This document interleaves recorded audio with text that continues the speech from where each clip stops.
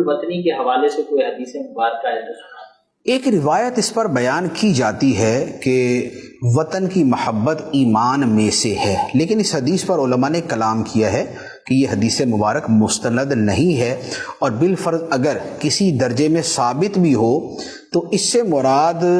جو ہے وہ اپنے ملک کی محبت نہیں بلکہ وطن اصلی یعنی آخرت کی محبت ہے، کہ آخرت جو ہمارا اصلی گھر ہے، اصلی وطن ہے، اس کی محبت ایمان کا حصہ ہے،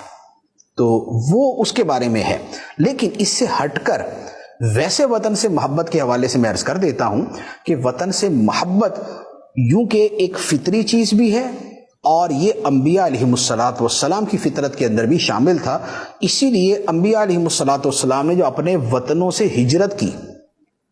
حضرت ابراہیم علیہ السلام نے ہجرت کی، حضرت لوط علیہ السلام نے ہجرت کی، موسیٰ علیہ السلام نے ہجرت کی، حضرت شعیب علیہ السلام نے ہجرت کی، تو یہ جو ہجرتیں ہیں تو یہ ہجرت اور اس کی فضیلت یہ کیوں ہے؟ اس لیے کہ اپنا جو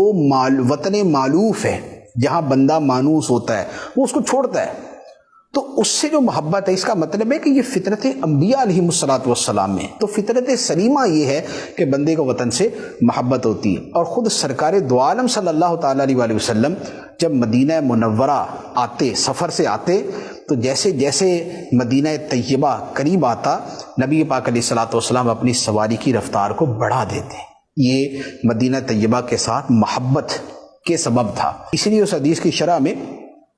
حضرت علامہ بدر الدین عینی رحمۃ اللہ علیہ نے عمدۃ القاری میں وطن کی محبت کا استدلال بھی کیا ہے، تو لہذا وطن سے محبت ہونی چاہیے۔ اور ہمارا وطن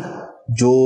اسلامی ملک ہے، اسلامی سلطنت ہے، جس کی سرحدیں اسلامی سرحدیں ہیں، جو اسلامی جمہوریہ پاکستان ہے، تو اس کے ساتھ محبت کرنا جو ہے یہ ہماری فطرت میں بھی ہے،